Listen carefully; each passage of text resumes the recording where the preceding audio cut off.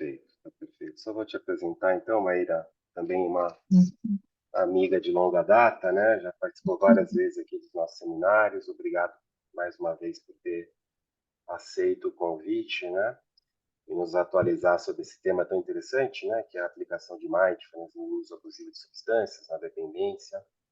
A Maíra é doutora, né, pela psicobiologia, é especialista mindfulneira também, né, em alguns programas de mindfulness, incluindo o MBRP, né, que é o Mindfulness Based Relapse Prevention, que depois mudou o nome até, né, que ela vai contar para a gente, tem uma proposta diferente no Brasil, e ela vai nos atualizar então sobre esse tema. Muito obrigado, Maíra, fica à vontade.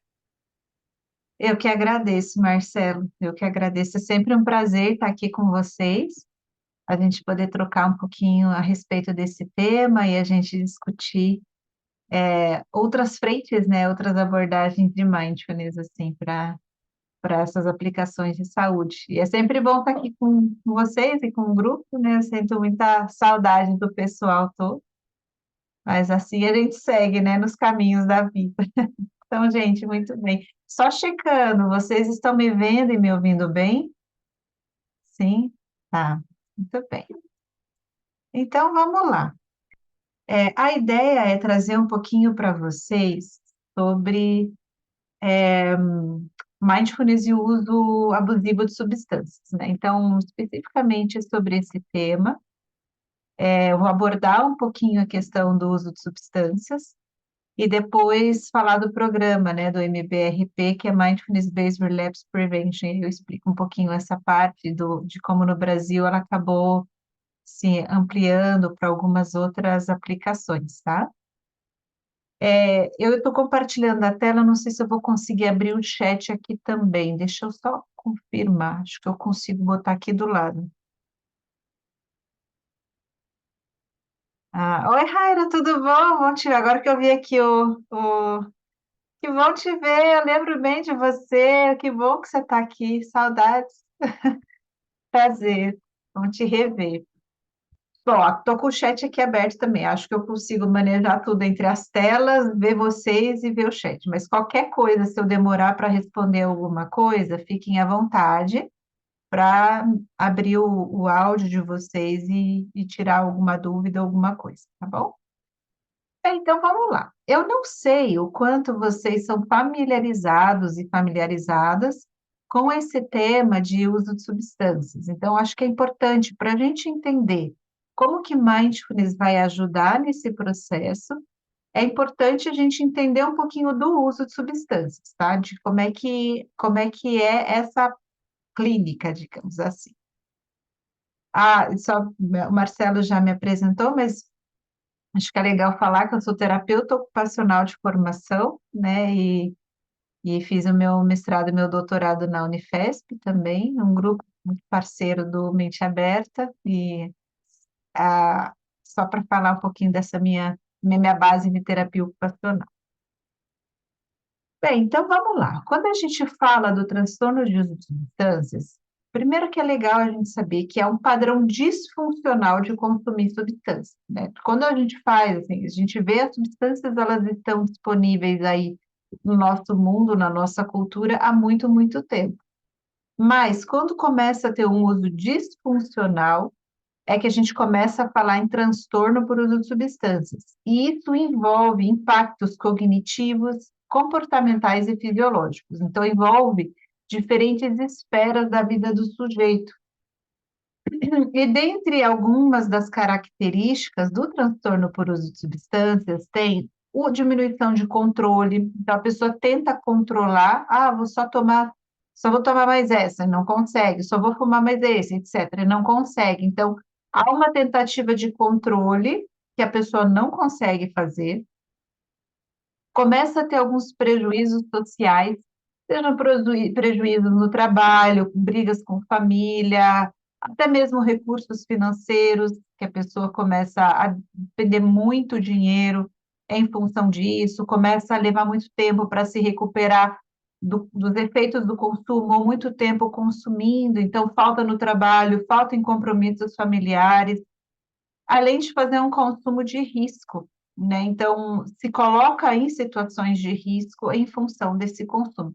Que pode ser desde acidentes, situações de violência, há muita violência associada ao transtorno por uso de substâncias, tanto cometida quanto sofrida, então não é só cometida, não, é muito sofrida também. Às vezes, comportamento sexual inadequado, ou mesmo riscos na relação da família, riscos de perder o emprego, por exemplo. E mesmo quando a pessoa está em risco, ela continua fazendo o consumo, né? Essa é uma outra característica. Às vezes, ela não associa as coisas em função do quadro, ela não associa, e mesmo que continue tendo esses riscos, ela não consegue parar, ela não vai conseguindo diminuir, tá? O consumo. Então, assim, é um quadro que traz prejuízos em diversas esferas da vida do sujeito. E tem uma condição crônica, né? Infelizmente, é bastante crônico, assim. É muito comum ter recaídas, então, essa é uma pesquisa até que antiga, mas a gente vê que se mantém. Num período de mais ou menos um ano de pessoas em tratamento, buscando tratamento e que começam a mudar o seu comportamento de uso de substâncias, a taxa de recaída pode chegar de 40% a 60%, quase metade mais da metade, né? E tem uma baixa adesão ao tratamento. Nos primeiros 3 meses, o abandono é muito alto para esse tratamento. Então, tudo isso faz assim que essa própria recaída, esse uso continuado, as dificuldades das pessoas de se manterem na mudança de comportamento, traz um impacto direto no tratamento.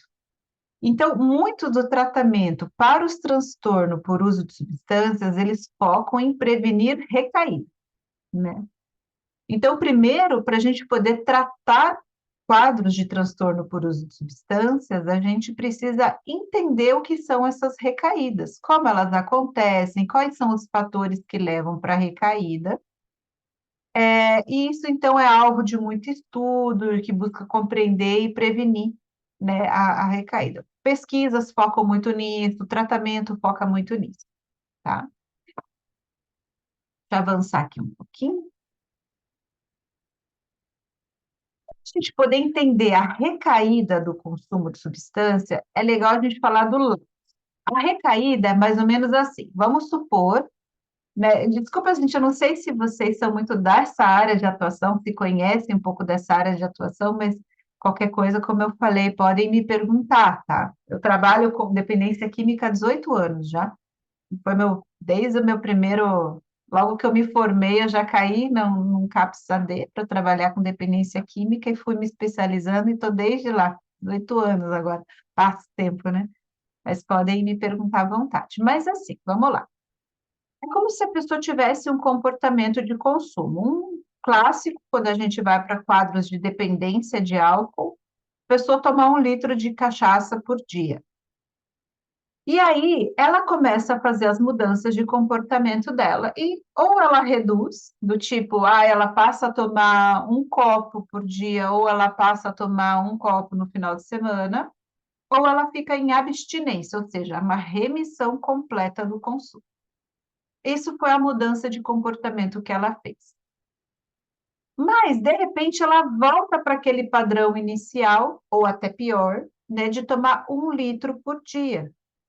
Ou com alguma regularidade, ao invés de tomar 1 copo só uma vez por semana, ou ela vai, sabe, ela começa a ter maior frequência de novo, seja no tempo, todos os dias, ou seja, em momentos assim, né, de voltando àquela quantidade de consumo. Isso é a recaída. Só que a recaída aconteça, ela não é da noite para o dia. Ela não volta para aquele padrão anterior de consumo da noite para o dia. Tem um período anterior que é o lapso, que é assim, ops, escorreguei. Sabe quando a gente está tentando fazer uma mudança no hábito alimentar, né? Ou a mesma atividade física. Então, não, agora eu vou certinho para a academia. Daí eu falto um dia, daí eu falto outro dia. Isso é o lapso. Quando eu paro o dia de vez, recaí. Mudei meu comportamento, voltei para a antiga que eu não estou fazendo. É claro, eu vou fazendo esses paralelos só para a gente entender. Mas Ó, claro que no caso de transtorno por substâncias, isso tem um impacto muito maior. Então, antes da gente chegar na recaída, é importante olhar para o lapso, esse ops, porque ali é um ponto chave para a gente trabalhar para evitar que passe a ser recaída. Então, às vezes, a pessoa está lá um mês em abstinência, aí chega aquele final de semana que ela recebeu salário ou, enfim, ela pegou o final de semana e usou qualquer substância. Mas daí logo ela já para, ela já retoma, ela já se orienta, ela volta para o tratamento e a gente já atua, a gente impede que aquilo passe a ter uma regularidade a ponto de virar uma recaída. Então, o lapso também é fundamental. E os lapsos, eles podem ocorrer por alguns motivos. Buscar aliviar desconforto, né? Há uma dor, há um desconforto emocional, físico, etc. Então, é como uma automedicação, uma busca de alívio, aumentar a sensação prazerosa, então, querer prazer, e pressão social. Também são pontos muito importantes e são preditores para a recaída. Além de ter impulsos e fissura, né?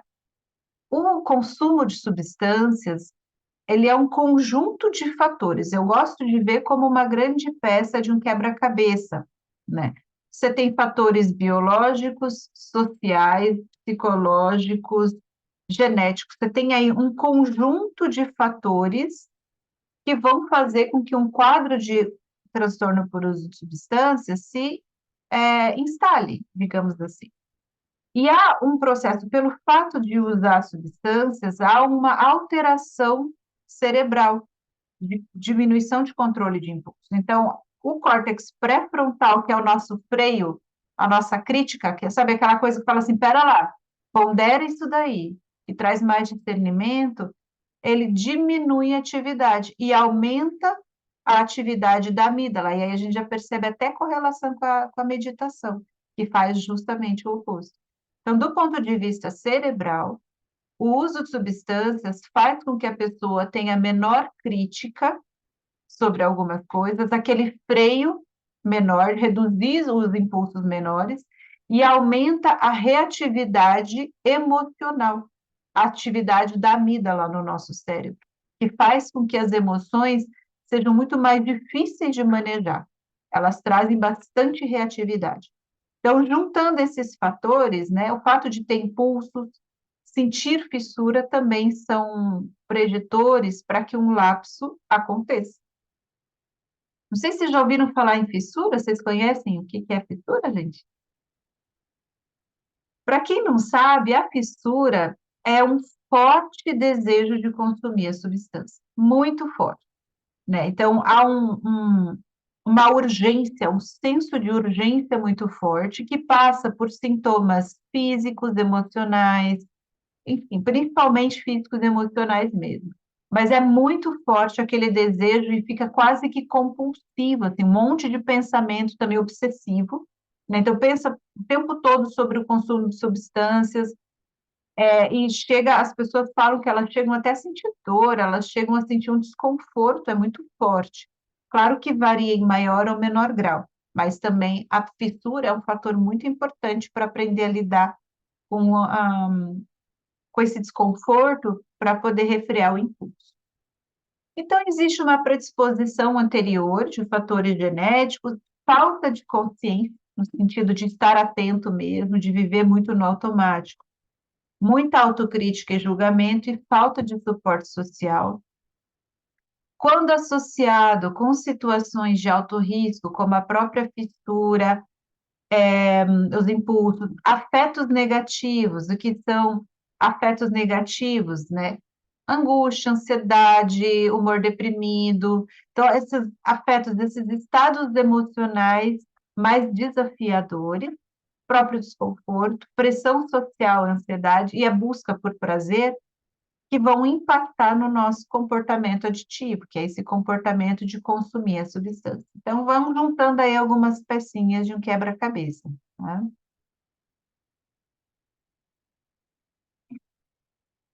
Falando então um pouquinho da fissura, que foi um dos pontos que a gente falou, a fissura também é um grande preditor, ela é um grande fator que faz com que as pessoas recaiam. E o que que ela é?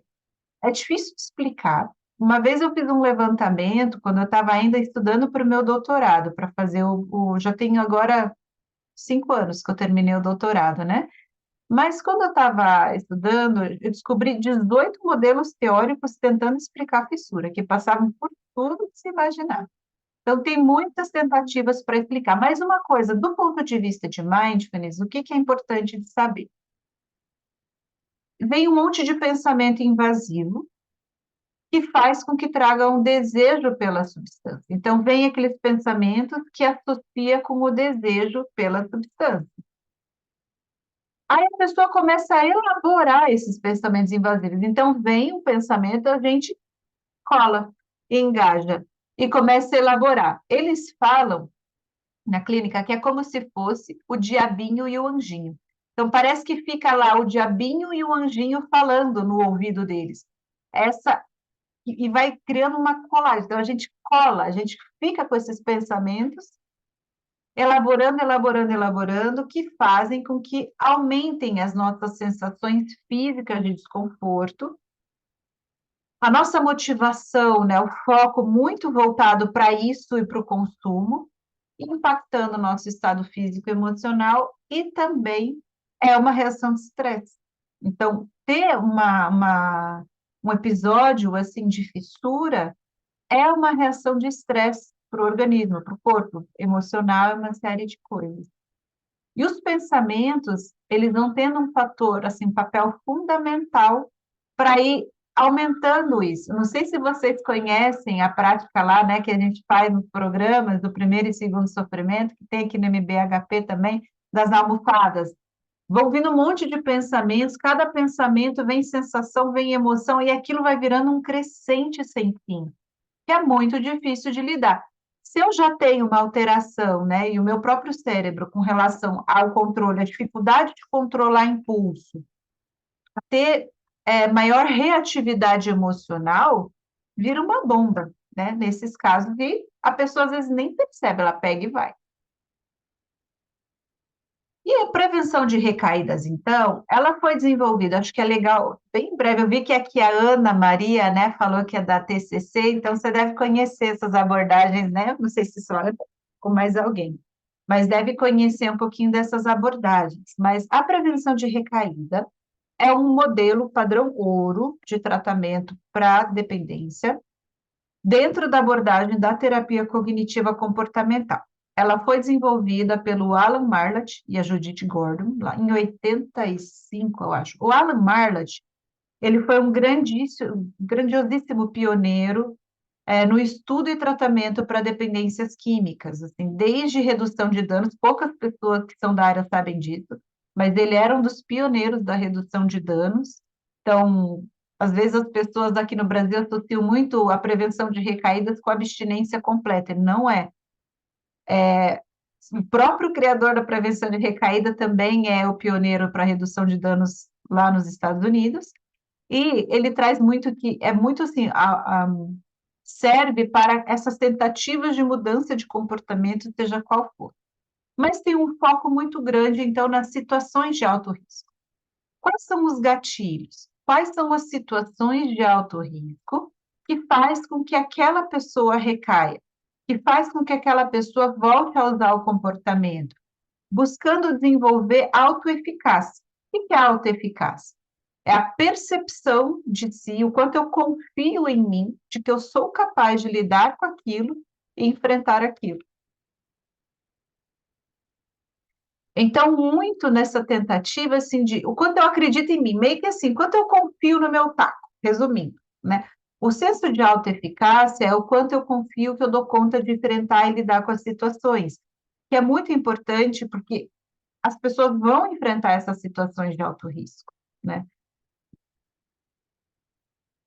Ao mesmo tempo, trabalha com reestruturação cognitiva. Tem uma série de crenças, uma série de desafios aí de crenças que as pessoas têm. Um exemplo, eu lembro quando eu atendi um rapaz lá no CAPS, e ele falava assim para mim, Maíra, tá, eu já entendi. Eu não vou querer mais usar substância. Eu não quero mais essa vida. Só que o que que vai acontecer comigo? Com todo respeito, viu, gente? Só vou reproduzir as falas dele. Eu vou virar crente? Porque meus amigos são só amigos da quebrada, minha família é tudo crente. Eu vou para onde? Entende o quanto é estreito o repertório por conta dessa crença? E eu sou nova, eu quero pegar mulher. Ele falava assim, né? Vou fazer o quê? É na verdade que eu vou fazer isso. Então, tem um conjunto de crenças, um conjunto de percepções que eles se identificam e acham que é aquilo. Então, eu fico muito restrito. Então, precisa ter uma reestruturação cognitiva no trabalho de prevenção de recaída, para ver que, pera, existe um mundo além, não é só um ou outro, né? Se você não se identifica com essa religião, com a forma da tua família, vai encontrando outras formas. Então, vai trabalhando a partir disso também habilidades de manejo das situações de risco e focando, como eu falei, não necessariamente é só para a abstinência, ou seja, a remissão completa, não usa mais. Não necessariamente, pode ser para redução do consumo de maneira que fique mais funcional. Então, essencialmente, resumindo bastante, um pouco do que foca a prevenção de recaídas é nisso. É claro que ela é muito rica, tem muitos detalhes, que não é o caso aqui agora trazer para vocês, mas resumindo um pouco é isso. Só que o que, que o próprio Alan Marlatt percebeu? Focava muito nessa questão das situações de alto risco, mas para alguns casos, até é comum, não sei para quem é da área, mas alguns casos é comum a gente ouvir assim, evita hábitos, pessoas e lugares. Traz algumas fórmulas já pré-estabelecidas do que a pessoa deve fazer, que ela tem que ter força de vontade, sim, sem dúvida, ela tem que ter muita força de vontade, mas não é tão simples assim. Evitar hábitos, lugares e pessoas, ou aprender a lidar com as estratégias. E quando hábitos, lugares e pessoas envolvem a própria família? E quando envolve a própria vizinhança, né? É muito comum, é muito comum. Eu me lembro vários casos, assim, que a pessoa, por exemplo, eu lembro de um outro menino, ele morava num terreno, sabe, quando tem um terreno com várias casinhas da pra família, o tio, a tia, o avô, não sei o quê, não sei o quê, não sei o quê. Todo mundo usuário, alguns eram traficantes. Ele vai fazer o quê? Ele tinha acho que 18 anos, ele vai mudar de casa, vai sair de casa? Então, precisa observar esses contextos e focar só nisso é muito desafiador. É claro que vai tendo desafios a mais para que a pessoa consiga se tratar. Mas o que o Marlott foi percebendo é que era preciso encontrar outras abordagens que ajudassem a ter uma aproximação e maior tolerância dos afetos negativos. Entrar em contato de uma forma mais aberta e que pudesse tolerar mais esses afetos negativos.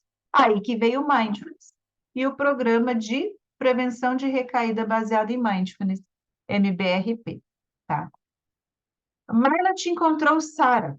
Sara é, junto com Marty, ela que na verdade foi trazendo todo esse processo de mindfulness para a prevenção de recaídas, então eles tinham uma equipe e começaram a investigar como inserir essas coisas. A Sara, ela veio, algumas pessoas aqui talvez conheçam ela veio para o Brasil algumas vezes, né? Ela ajudou a gente a fundar nosso grupo, acho que eu não falei, eu faço parte, desculpa, esse grupo que eu falei que é parceiro do Mente Aberta chama Medita Nepsis, que eu vi que até a Thalita está aqui, a Thalita é aluna lá do, do Medita, fazendo pesquisa lá com a professora Ana, que volta, né, o foco do Medita Nepsis é investigar o MBRP e investigar.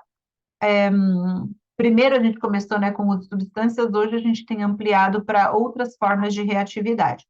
Mas a Sara é nossa parceira, ela veio 4 anos para o Brasil para ajudar a fundar o nosso grupo, ela é supervisora das nossas pesquisas, ajudou a gente, ensinou a gente a capacitar outros profissionais no Brasil para a gente poder disseminar.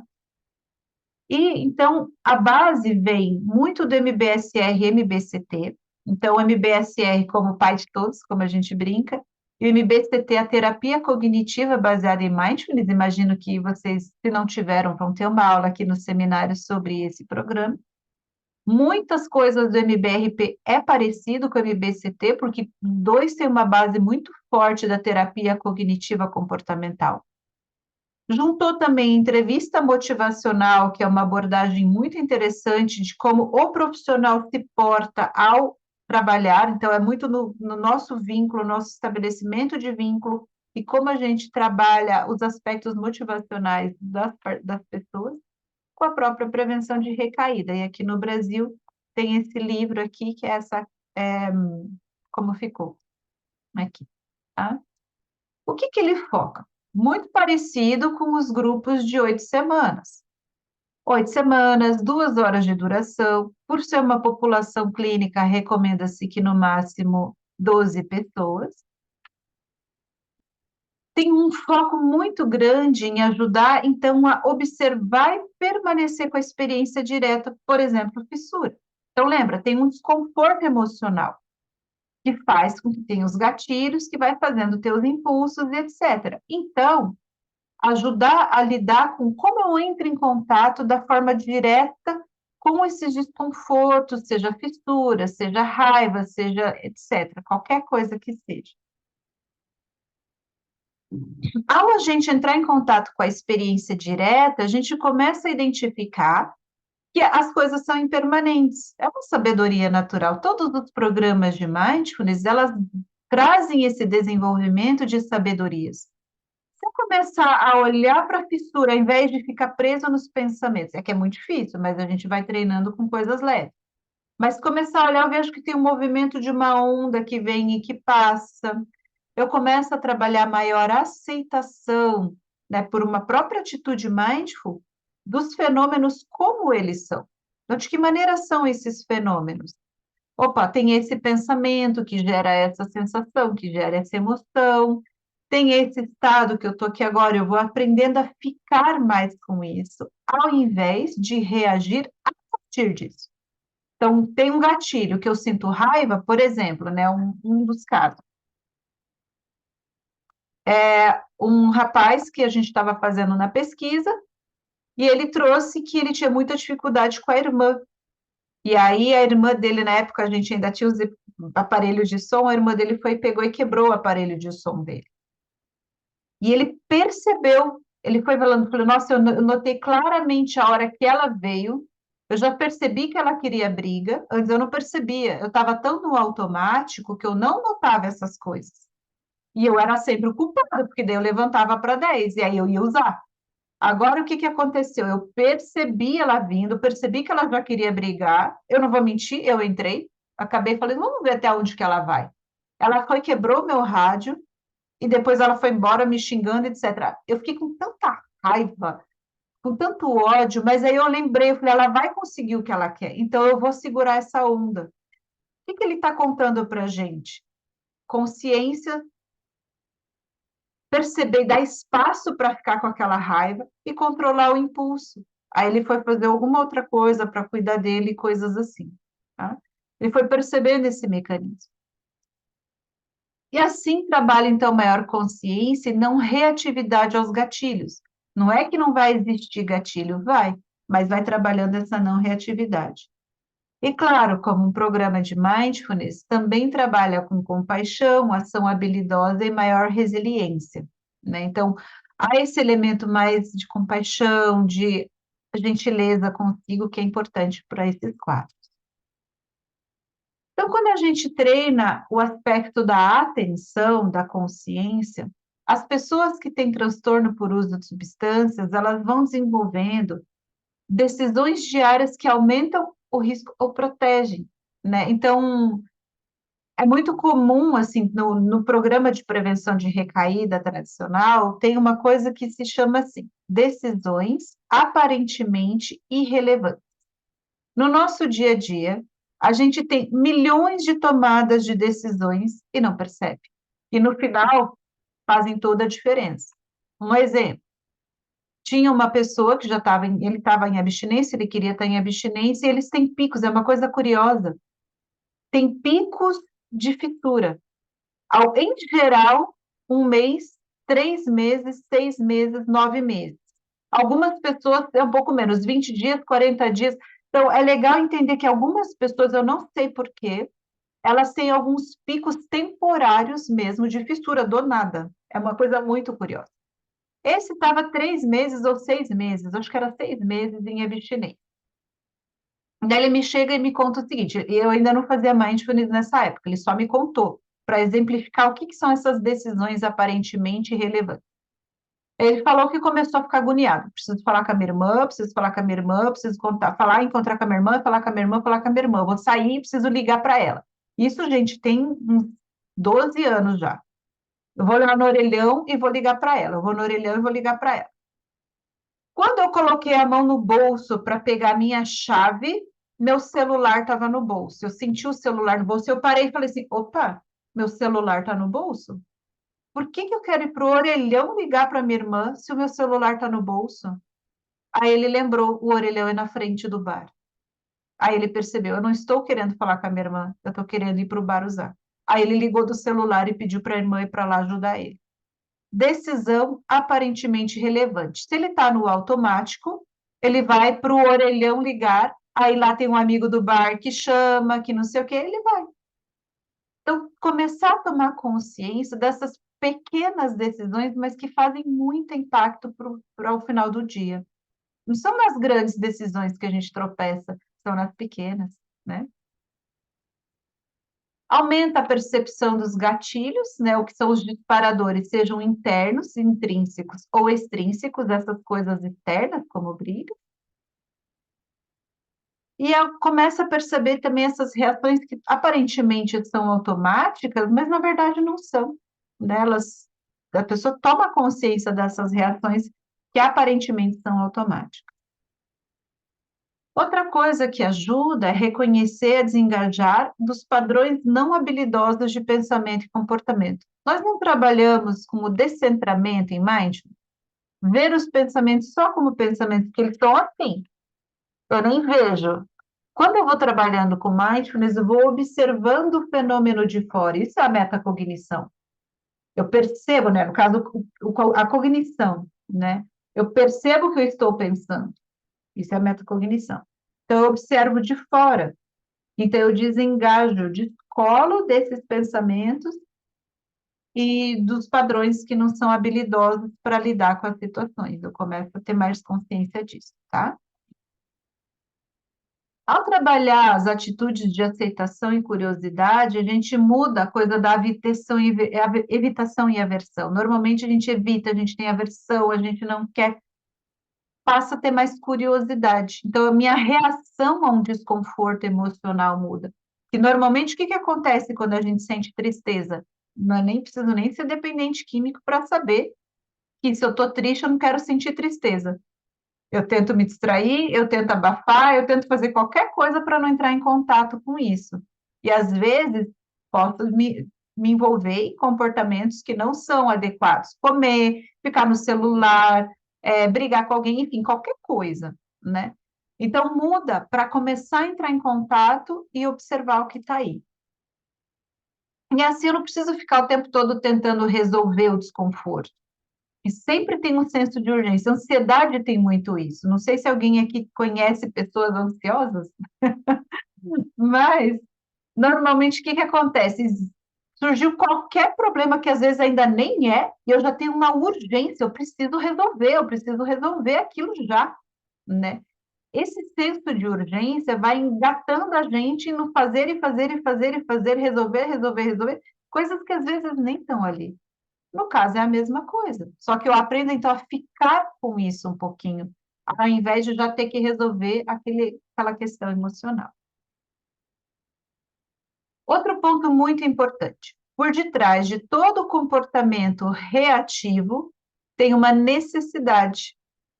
Então, quando a gente começa a trabalhar com essa aceitação e curiosidade, eu começo a olhar por detrás e nas camadas mais profundas daquela fissura, daquele desconforto emocional, eu começo a entender o que está mais na raiz. E qual a minha necessidade ali? Não é usar, não é falar com a minha irmã, é usar, por exemplo. Então, começar a entender qual a minha real necessidade por detrás de fissura, por detrás de qualquer comportamento reativo, mais impulsivo, né? Começa a entender o que está ali por detrás. Tá? fato de trabalhar com compaixão e ação mais habilidosa, aumentar a resiliência, faz com que as pessoas comecem a reduzir o contato com os gatilhos ambientais e com atividades destrutivas, naturalmente. É muito engraçado porque eu trabalhei com... Há 18 anos que eu trabalho com dependência química. Agora que eu estou trabalhando um pouquinho menos, mas eu fiquei 18 anos nessa frente aí. Desses 18 anos, 8 anos, então, eu trabalhei sem conhecer mindfulness, né? Na verdade, 6, porque eu estou há 12 anos trabalhando com... 10 anos trabalhando com mindfulness, eu conheço mindfulness há 12 anos. Enfim, eu trabalhei um tempo antes de conhecer mindfulness, e era muito curioso, porque a gente, enquanto profissional, ficava lá ensinando o beabá, tentando conscientizar, falar quais são esses gatilhos, etc. E é muito bom fazer isso. Só que aqui, quando eu comecei a trabalhar com mindfulness para essa população, isso era natural do processo, a pessoa sacava. Eu não precisava mais falar para ele, fulano, você percebe que essa pessoa aí, ela não está te fazendo bem? Ele sabia, e ele escolhia. Você percebe que essa ação, eu não preciso dizer. Ela vai tomando consciência, ela vai percebendo, ela vai desenvolvendo gentileza. E eles falavam para mim, eu comecei a entender quem é esse cara aqui, e esse cara é um cara legal. Para que eu vou fazer tal coisa comigo? Eu vou cuidar de mim. Então, era natural, o que tornava muito mais sustentável, muito mais profundo esse processo de mudança. E, por outro lado, aumento. Então, eu diminuo as coisas que me fazem mal e aumento as coisas que me fazem bem. Começo a cuidar das minhas relações, fazer curso, autocuidado, se vestiam de forma diferente, estavam completamente diferentes. Além de diminuir a autocrítica, autojulgamento, que nesse caso é muito forte. Estigma e autoestigma. Dependência química é um dos quadros de maior estigma de todos os quadros de saúde. E eles interiorizam como se eles fossem. Então, o autojulgamento, a autocobrança, a autocrítica é super exacerbado nos quadros de dependência. Então, trabalhar com essa diminuição disso é muito importante. E aumenta a resiliência. Se a gente for fazer um ciclo de recaída bem simplificado, para entender, é assim: existe um gatilho, que pode ser uma briga com alguém, pressão social. Se a gente vai para o churrasquinho do final de semana, o que está lá? A cervejinha, a caipirinha e coisas assim, né? Que traz um desconforto. E nossa tentativa, enquanto seres humanos, é de fugir do desconforto. Nós somos muito bons nisso.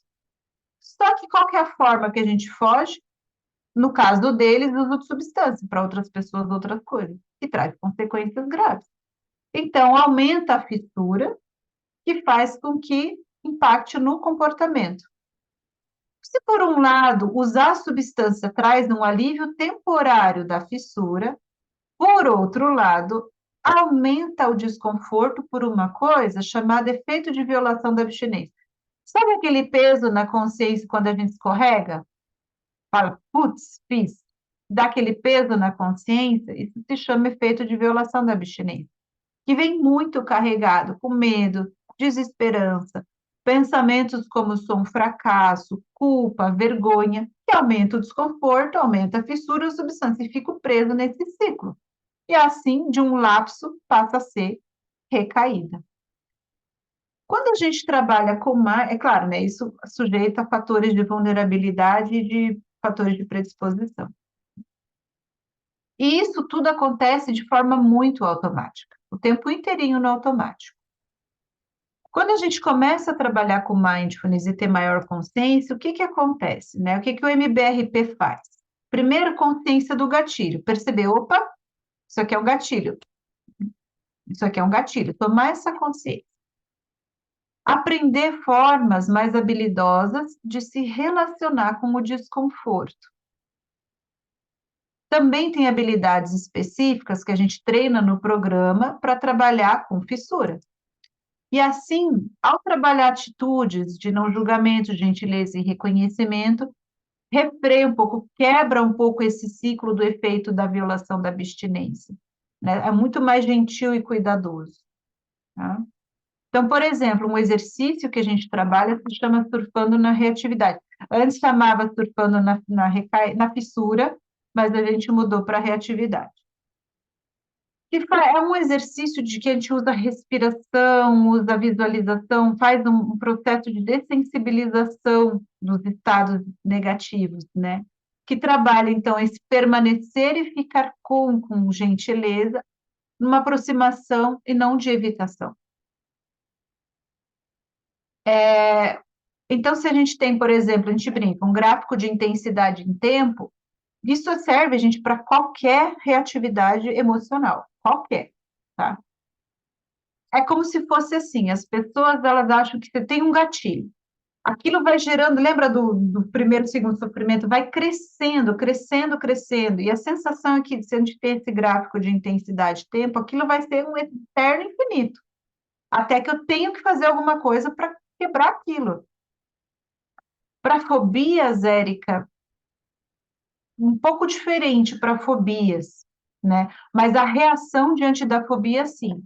O princípio e o mecanismo, por isso que acho que é legal, o mecanismo interno é muito similar, muito. Só que no caso das fobias, acaba sendo uma coisa muito intensa daquele estímulo e já aversão ao estímulo, né? Provocado por um medo. Mas o processo é muito similar, sim, que a gente vai trabalhando.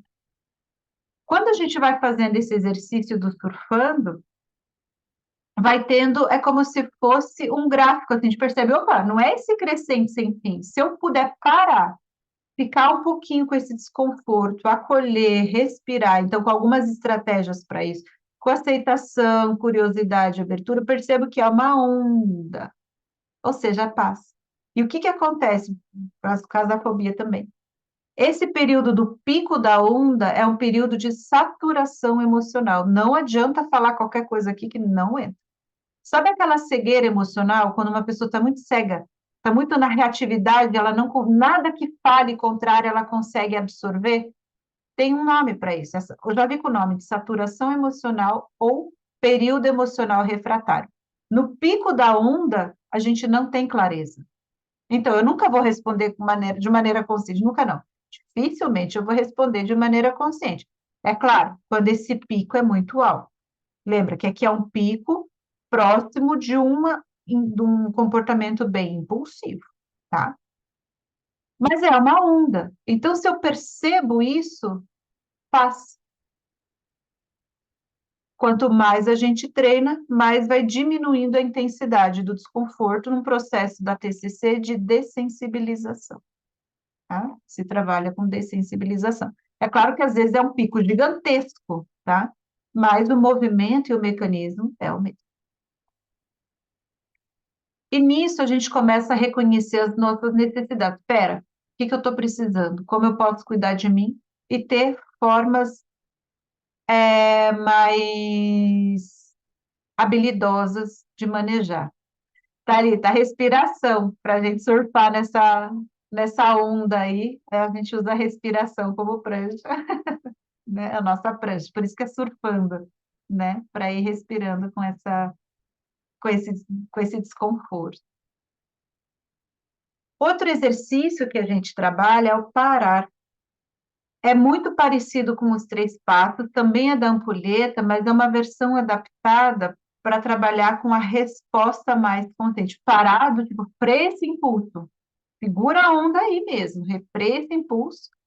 E vem aqui também o R de responder. Então, paro, atento, respiro, né? Cada letrinha é uma das etapas. E daí responder de maneira mais habilidosa, ao invés de reagir, tá? Outro exercício do programa. A gente também trabalha a consciência dos gatilhos, né? Então, a gente tem essa planilha, ela vem do Andando na Rua, do MBCT, para quem conhece. Então, a gente também faz no MBRP para poder ter consciência dos gatilhos, como a gente reage, ganhar intimidade com isso.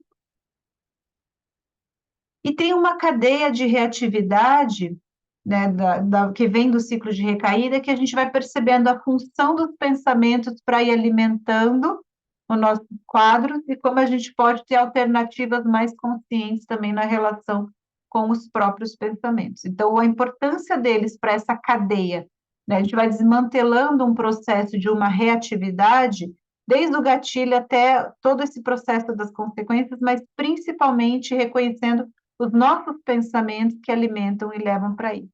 Tá? Bom, eu quero falar bem rapidinho sobre algumas das pesquisas, mas uma coisa que eu queria só para fechar antes disso, né, para falar bem rapidinho para vocês, e aí eu vou trazer um pouquinho das pesquisas, que é o seguinte: o que a gente foi descobrindo com as pesquisas? E principalmente na pesquisa que a gente fez de viabilidade, que foi o meu doutorado, mas foi uma pesquisa do grupo. As pessoas traziam que a gente trabalha muito mais do que uso de substâncias. Se você quiser chegar e fazer um programa de MBRP para dependência e se quer falar em uso de substâncias, pode. Porque, na verdade, existem vários fatores, como as brigas, os conflitos, os afetos, uma série de coisas que faz com que a pessoa recaia. O uso de substância é só a ponta do iceberg. Então, a gente podia fazer um grupo inteiro de mindfulness dentro de um programa de prevenção de recaídas para uso de substâncias, sem nem falar de uso de substâncias e ainda assim tinha impactos. Então, a gente foi percebendo, e até pelas falas deles, que a gente trabalhava muito mais do que só a questão do uso de recaídas. Eles falavam, troca esse nome, porque restringe, e vocês trabalham com vida, vocês trabalham com coisas muito mais abertas. E aí a gente foi pesquisando, e tudo com o acompanhamento da Sara, a gente mudou para prevenção de reatividade baseada em mindfulness, porque o mecanismo da reatividade, ele está ali, seja para uso de substância, seja para qualquer coisa. E muito do foco hoje é para manejo emocional, porque tudo passa por essas questões bastante emocionais. Sim, ele é fundamental, Érica, esse programa ele é muito bom para transtornos de impulso e compulsões. É que a compulsão alimentar tem programas maravilhosos e muito melhores do que o MBRP, que é bem específico. Mas a gente trabalha compulsões sexuais por jogo, tem várias pesquisas atuais falando de jogo, tudo que é mais impulsivo e reativo. Mas também coisas mais leves, que foi o que a gente começou a trabalhar. A gente hoje trabalha bastante com MBRP, sem ser populações clínicas, voltando para manejo emocional, ansiedade, insônia, esse tipo, sabe? Porque são esses mesmos mecanismos emocionais que fazem com que a gente reaja, tá? Então, evidências. Quando compara com o tratamento usual ou com o próprio programa de prevenção de recaídas, se percebe que tem uma diminuição de dias de uso, menor consumo pesado de álcool, menor risco de recaída e que se manteve depois de um ano, 8 semanas, né? Então, para dependência química, isso é bastante, tá? Você fazer um programa mais breve, que vai se manter, e que as principais diferenças veio, inclusive, depois de um ano, faz muita diferença. Se descobriu melhora de componentes de mindfulness logo após a intervenção e diminuição da fissura. Então, essas são as primeiras e principais pesquisas de MBRP. Outra coisa que foram desmantelando no processo foi assim, ter melhora dos componentes de mindfulness fez com que tivesse melhora na fissura e aí sim diminuição do consumo. Então, tem uma relação causal muito interessante, por isso leva tempo, né? Não vai ser nos primeiros momentos, leva tempo para as pessoas. Então, de primeira a gente faz os grupos, a gente não percebe tanto esses benefícios, mas se eles continuam e se engajam, acontece isso. Mas isso foi logo depois da intervenção. Outra coisa que acontece é que há uma relação direta da depressão com o consumo. As pessoas não sabem lidar com o humor deprimido ou sintomas depressivos, impacta nos dias de consumo.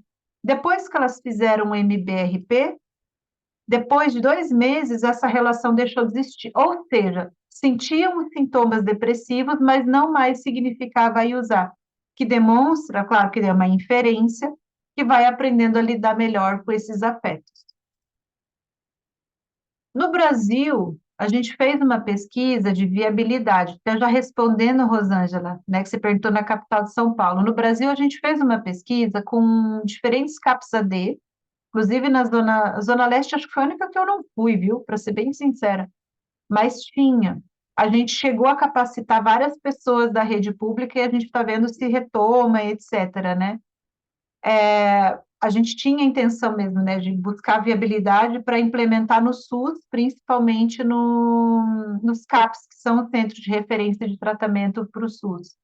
E eu não sei, assim, tem algumas pessoas que fizeram a formação, hoje eu não sei se elas estão ou não aplicando, né, mas seria muito bom se pudesse ter.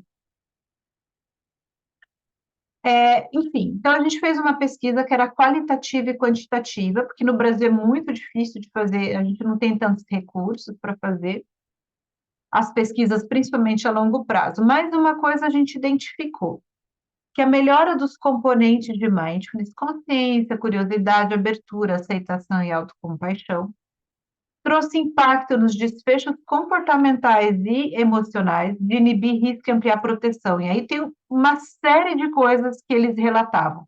Diminuir conflito interpessoal, diminuição, controle de agressividade, sintomas de ansiedade, de estresse, irritação, ressignificar gatilhos, etc. Então, inibindo o risco, mas também favorecendo maior proteção. Eles falavam melhora nas relações interpessoais, se sentir vivo, aumento de repertório de atividades saudáveis. Então, eles relatavam muitas coisas boas também que começavam a acontecer. E aí sim tinha impacto no consumo. Então, também, aqui não era pesquisa quantitativa, era qualitativa, mas falavam dessa reação em cadeia. Eu vou falar um pouquinho mais rápido, porque eu estou só preocupada com o horário de vocês, né? Mas aqui a gente fez a parte quantitativa de pós, né, pré e pós, não era com grupo controle, então não, a gente não pode afirmar que foi o MBRP, mas o que a gente sabe, pessoas que estavam em tratamento nos CAP e que também fizeram MBRP tiveram uma redução estatisticamente significante no consumo pesado de álcool, no consumo de doses, também na média de dose de álcool, e no consumo de cocaína e crack. Além de ter melhorado esses que estão no quadro em vermelho. Melhorou a gravidade da dependência, depressão, ansiedade, fissura e expressão da raiva. De novo, pessoas em tratamento e que também fizeram o MBRP. Nós não tivemos grupo controle. Pesquisa, tem lá vários lugares falando sobre isso, mas é uma pesquisa que trouxe bastante desafio quando a gente vai para a rede, né, mundo real, né, e a gente descobriu, tá? Bom, então isso aqui eu já falei, deixa eu passar só para não ficar ocupando espaço. Uma coisa interessante, a gente colocou profissionais junto nos grupos, eles pediram para participar, os profissionais dos CAP, então eles entraram e eles também perceberam benefícios, né? Eles falaram que mudou a relação deles, né, com... Os profissionais são muito desgastados, profissionais da saúde, então muitos desafios. E eles começaram a trabalhar essas questões, então eles não trabalhavam a dependência, no grupo com dependentes, eles trabalhavam as questões deles, porque é tudo interno, a gente não precisa falar necessariamente, os pacientes as questões da dependência, e eles também perceberam benefícios no âmbito pessoal e profissional, e aproximação e humanização do cuidado. Eles notaram e os pacientes, eles falaram, eu percebo muita diferença no meu papel profissional hoje, na minha relação, e os pacientes notavam também. Nossa, está muito mais humano. Também legal isso. Quando a gente estudou, então, as categorias de análise para saber o quanto era possível implementar, a gente estudou essas três categorias principais, se tinha aceitação e demanda para isso, a implementação e integração e expansão. A gente percebeu que sim, tanto para aceitação e demanda quanto implementação. Agora, quando a gente fala de integração e expansão, até pela resposta que eu dei para a Rosângela, né?